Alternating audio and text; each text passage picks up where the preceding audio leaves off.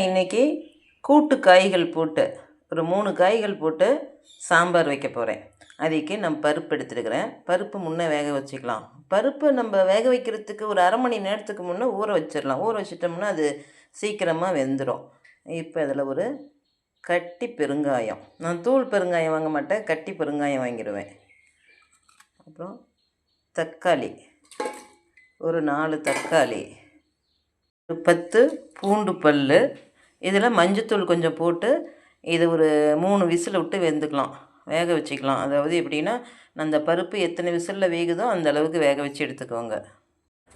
இப்போ வானொலியில் எண்ணெய் கொஞ்சம் விட்டுருக்குறேன், கடுகு போடலாம்.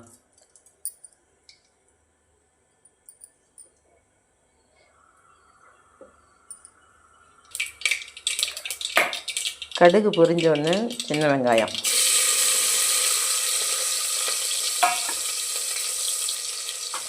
சின்ன வெங்காயம் கொஞ்சம் வதங்கினதும் கத்திரிக்காய்.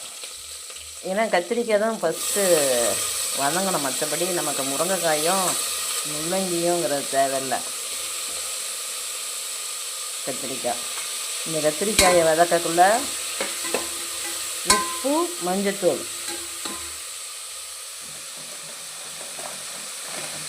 எந்த காயும் வதங்கக்குள்ளே உப்பு போட்டோம்னா தான் அது டேஸ்ட்டாக இருக்கும்.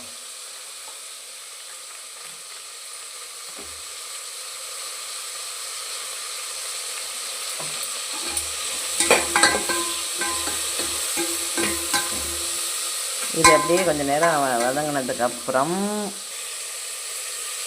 பாருங்கள், கத்திரிக்காய் வதங்கிருச்சு.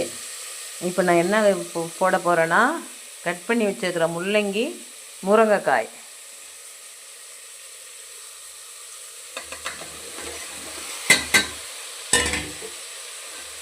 இது சாம்பார் இல்லை, காய் கூட்டு. இப்போ ஏற்கனவே உப்பு மஞ்சத்தூள் போட்டேன் இல்லைங்களா, அதுவே போதும். இப்போ இதை வதக்கிடுறேன் கொஞ்சம் நேரம். காய் பாருங்கள் வதங்கிடுச்சு.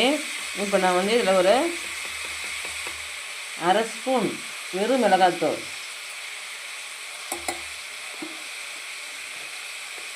ஒரு ஸ்பூன் மல்லித்தூள், 2 ஸ்பூனையும் போடலாம்.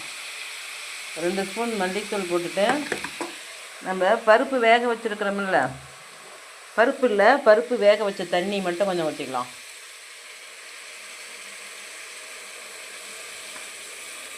இந்த பருப்பு அப்படியே இருக்கட்டும், இதை சும்மா கொஞ்சம் மத்து போட்டு கடைஞ்சிக்கலாம். இப்போ இதுக்கு தண்ணி பத்தலைன்னா இதை முழுகிற அளவுக்கு தண்ணி ஊற்றிக்கலாம். தண்ணி ஊற்றிட்டு இது ஒரு விசில். பாருங்கள், காய்கள்லாம் நல்லா வெந்துட்டாங்க.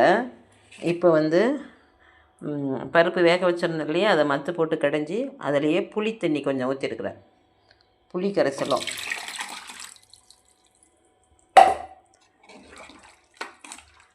இப்போ இதை கொதிக்க வைக்கலாம்.